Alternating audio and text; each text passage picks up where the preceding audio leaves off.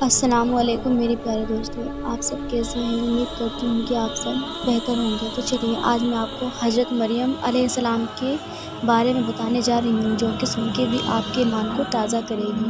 اور اس ویڈیو میں آگے بڑھنے سے پہلے آپ میرے اس چینل AHS اسٹوریز کو لائک کریں، سبسکرائب کریں اور کمنٹ باکس میں کمنٹ کرنا نہ بھولیں۔ تو چلیے آگے بڑھتے ہیں۔ حضرت مریم علیہ السلام کی والدہ نے حالت حمل میں یہ نظر مانی تھی: اے رب، میں تیرے لیے منت مانتی ہوں کہ جو پیٹ میں ہے وہ خالص تیری خدمت کے لیے رہے گا، کیونکہ آپ کے یہاں ایک بچی پیدا ہوئی جس کا نام مریم رکھا گیا۔ مریم کی والدہ اپنی اس بچی کو بیت المقدس میں لے گئی، مسجد کی خدمت کے لیے وہاں داخل کر دیا۔ بیت المقدس کے متولیوں میں حضرت زکریا علیہ السلام بھی تھے۔ آپ مریم کے عزیز بھی تھے۔ آپ کی بیوی مریم کی خالہ تھیں، اس لیے مریم کو آپ نے اپنی نگرانی میں رکھا۔ زکریا علیہ السلام نے مریم کے لیے مسجد میں ایک کمرہ بنوایا، مریم کو اپنی نگرانی کے لیے اس میں رکھا۔ آپ کے سوا اس کمرے میں کوئی نہ جا سکتا تھا۔ آپ جب باہر جاتے کمرے کا دروازہ بند کر کے جاتے اور تشریف لاتے تو خود ہی کھولتے۔ حضرت مریم کی کرامات دیکھیے کہ زکریا علیہ السلام جب بھی کمرے میں داخل ہوتے تو اس بند کمرے میں مریم کے پاس طرح طرح کے تازے پھل موجود پاتے۔ گرمیوں کے پھل سردیوں میں اور سردیوں کے پھل گرمیوں میں وہاں رکھے ہوتے۔ حضرت زکریا علیہ السلام نے یہ صورت دیکھی تو فرمایا: اے مریم، یہ پھل اس کمرے میں کون دے جاتا ہے اور یہ پھل کہاں سے آتے ہیں؟ مریم علیہ السلام نے فرمایا: یہ اللہ کے پاس سے آتے ہیں، وہ جسے چاہے بے حساب دے۔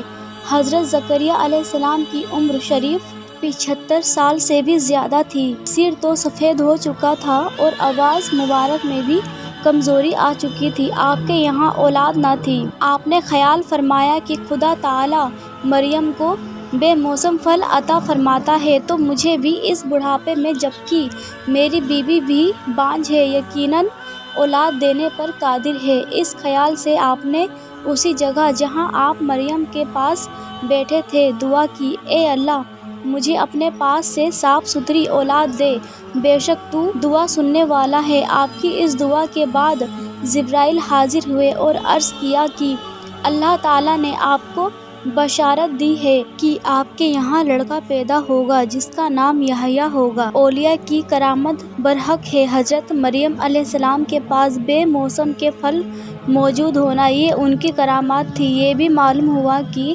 جس جگہ اللہ والوں کے قدم آ جائے اس جگہ کو ایک خاص خصوصیت حاصل ہو جاتی ہے۔ اس جگہ جو دعا مانگی جائے وہ خدا جلدی سنتا ہے۔ اس لیے حضرت زکریا علیہ السلام نے اس جگہ جہاں حضرت مریم تھی دعا مانگی اور وہ قبول ہو گئی۔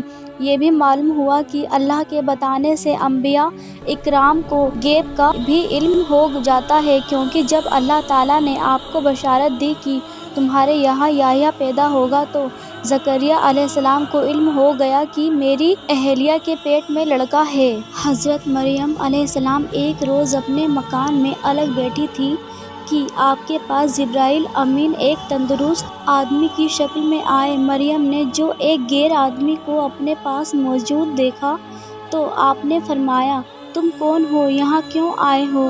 دیکھو، خدا سے ڈرنا، میں تجھ سے اللہ کی پناہ مانگتی ہوں۔ جبرائیل امین نے کہا: مت ڈر، میں تو اللہ کا بھیجا ہوا آیا ہوں، اس لیے آیا ہوں کہ میں تجھے ایک ستھرا بیٹا دوں۔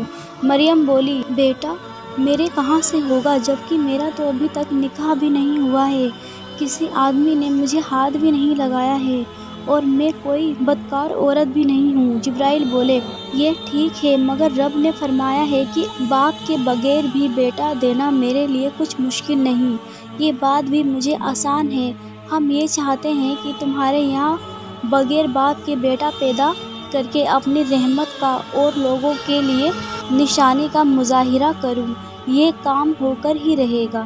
حضرت مریم یہ بات سن کر مطمئن ہو گئی۔ جبرائیل امین نے ان کے گریبان میں ایک پھونک ماری تو مریم علیہ السلام اسی وقت حاملہ ہو گئی۔ آپ کا بغیر شوہر کے حاملہ ہو جانا لوگوں کے لیے باعث تعجب ہوا۔ سب سے پہلے آپ کے حمل کا علم آپ کے چچا زاد بھائی یوسف نجار کو ہوا جو بیت المقدس کا خادم تھا۔ وہ حضرت مریم کا پرہیزگار اور عبادت اور مسجد میں حاضری یاد کرتا، اور پھر حاملہ ہو جانا دیکھا تو بڑا حیران ہوا کہ یہ کیا بات ہے۔ آخر ایک دن اس نے ہمت کر کے حضرت مریم سے پوچھ لیا۔ بات اس طرح شروع کی کہ اے مریم، مجھے بتاؤ، کیا کھیتی بغیر بیج اور درخت بغیر بارش کے اور بچہ بغیر باپ کے پیدا ہو سکتا ہے؟ مریم نے جواب دیا، کیا تجھے معلوم نہیں کہ اللہ تعالیٰ نے جو سب سے پہلے کھیتی پیدا کی وہ بغیر بیج کے ہی پیدا کی، اور درخت بغیر بارش کے اپنی قدرت سے لگائے؟ اور کیا تجھے معلوم نہیں کہ اللہ تعالیٰ نے آدم اور حوا کو بغیر ماں باپ کے پیدا کیا؟ یوسف نے کہا، بے شک اللہ تعالیٰ ان سب امور پر قادر ہے، اور میرا شبہ دور ہو گیا۔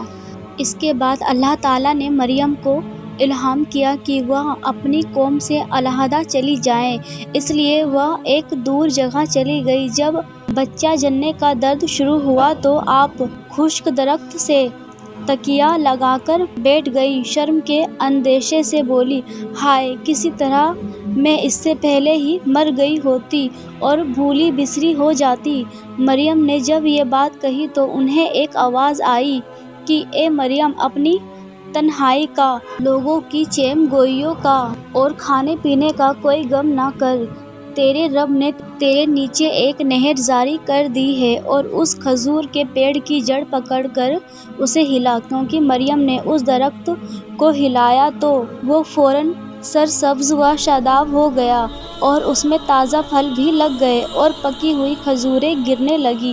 پھر جب آپ کے پیٹ میں حضرت عیسیٰ علیہ السلام پیدا ہوئے تو آواز آئی کہ لے، پھل کھا اور پانی بھی پی، اپنے نور عین بچے سے آنکھیں بھی ٹھنڈی رکھ۔ جب کوئی شخص تجھ سے اس معاملے میں پوچھے تو خود مت کہنا، بلکہ اسی اپنے بچے کی طرف اشارہ کر دینا۔ حضرت مریم اپنے بچے کو گود میں لے کر اپنی قوم کے پاس آئی تو لوگوں نے یہ عجیب بات دیکھ کر کہ کنواری مریم کی گود میں بچہ ہے، کہا، اے مریم، تم نے یہ اچھا کام نہیں کیا، تیرے ماں باپ تو ایسے نہ تھے، افسوس، تم نے یہ بہت بری بات کی۔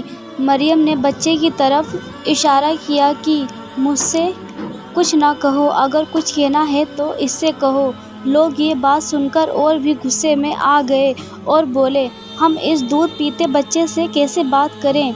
حضرت عیسیٰ علیہ السلام نے دودھ پینا چھوڑ دیا اور اپنے بائیں ہاتھ پر ٹیک لگا کر قوم کی طرف مخاطب ہو کر فرمایا، سنو، میں اللہ کا بندہ ہوں۔ اللہ نے مجھے کتاب دی اور نبی بنایا ہے، مبارک کیا ہے، چاہے میں کہیں بھی ہوں۔ اللہ نے مجھے نماز و زکوٰۃ کی تاکید فرمائی ہے، مجھے ماں کے ساتھ نیک سلوک کرنے والا بنایا اور بدقسمت نہیں بنایا۔ حضرت عیسیٰ علیہ السلام کی اس شہادت سے وہ لوگ حیران اور خاموش ہو گئے۔ اللہ ہر چیز پر قادر ہے، وہ کسی ذریعے کا محتاج نہیں، جو چاہے کر سکتا ہے۔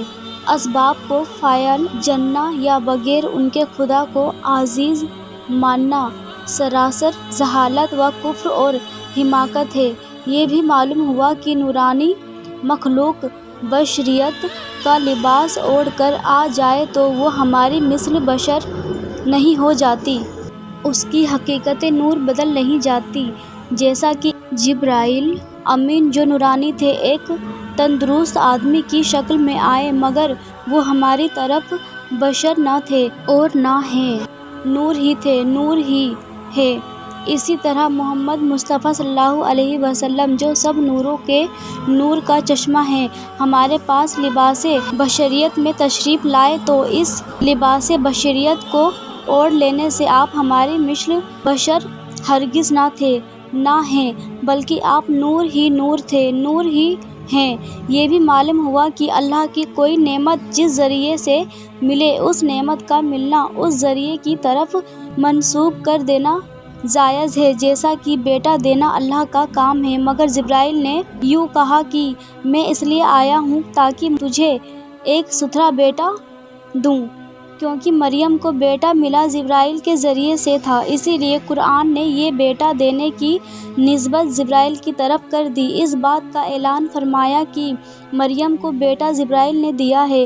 گویا آیت قرآنی میں مطابق عیسیٰ علیہ السلام کا دوسرا نام جبرائیل بخش ہے۔ اسی وجہ سے کسی اللہ والوں کی دعا کی وساطت سے کوئی کام ہو جائے یا پیر و مرشد کی دعا سے اللہ بیٹا دے تو ہم کہہ سکتے ہیں کہ یہ بچہ پیر نے دیا اور اس کا نام پیر بخش رکھ سکتے ہیں۔ یہ بھی معلوم ہوا کہ اللہ نے نبیوں کو آنے والی باتوں کا پہلے ہی علم ہوتا ہے، اسی لیے حضرت عیسیٰ علیہ السلام نے شیر خوارگی کے عالم ہی میں سب سے پہلے جو بات کی وہ یہ ہے کہ میں اللہ کا بندہ ہوں، یعنی آپ کو اس بات کا علم تھا کہ مجھے لوگ اللہ اور اللہ کا بیٹا کہیں گے، اس لیے آپ نے سب سے پہلے اپنا بندہ ہونے کا اعلان فرمایا۔ اور یہ بھی معلوم ہوا کہ ولادت عیسیٰ علیہ السلام کے بعد خشک کھجور سے اللہ تعالیٰ نے تازی کھجوریں نچھاور کی، تو اگر محفل میلاد شریف میں سرکار دو عالم صلی اللہ علیہ وسلم کے ذکر میلاد کے بعد ہم مٹھائی تقسیم کریں تو منع کیوں کیا جائے؟ حضرت عیسیٰ علیہ السلام جب چلنے پھرنے لگے تو مریم آپ کو استاد کے پاس لے گئی، کہا کہ اس بچے کو پڑھائیں۔ استاد نے حضرت عیسیٰ علیہ السلام سے کہا، اے عیسیٰ پڑھ بسم اللہ الرحمن الرحیم۔ عیسیٰ علیہ السلام نے فرمایا بسم اللہ الرحمن الرحیم۔ استاد نے کہا الف ب جیم دال۔ عیسیٰ علیہ السلام نے فرمایا کیا تم جانتے ہو کہ ان حروفوں کے معنی کیا ہیں؟ استاد نے کہا ان حروفوں کے معنی تو میں نہیں جانتا۔ فرمایا تو مجھ سے سنو، الف سے مراد ہے اللہ، ب سے مراد ہے اللہ کی بہجت، جیم سے مراد ہے اللہ کا جلال اور دال سے مراد ہے اللہ کا دین۔